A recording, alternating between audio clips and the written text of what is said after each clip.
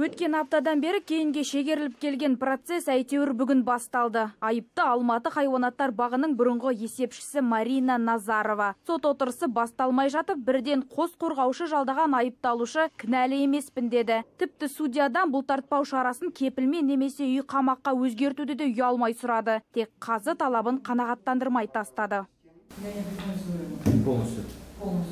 Еске сала кетейік, хайуанаттар бағының есепшісі Марина Назарова билеттен түскен пайданы иемденген үшін айыпталып отыр. Сатылған билеттер туралы базаға тіркелген ақпаратты өз қолымен өшірген. Жұмысқа әрекетті салық қызметкерлерінің арнайы тексерісі нәтижесінде әшкереленді. Осылайша зообақ есепшісі айыптаушы тараптың дерегінше 32 миллион теңгені қолдеткен.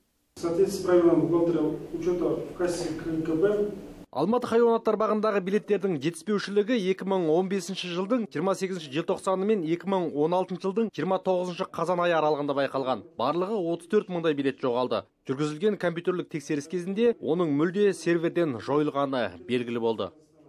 Бүгін экс-есепшінің бұрынғы әріптестерінен жауап алынды. Алайда уақыттың таршылығына байланысты тек екеуі ғана сұралды. Айтуларынша, зообақта күнделікті 3 касса жұмыс істеген екен. Ең маңыздысы көбіне Марина Назарова отыратын біріншісі саналыпты. Өйткені онда Девпарк атты сервер орнатылып, сатылған билеттердің толық есебі сақталған.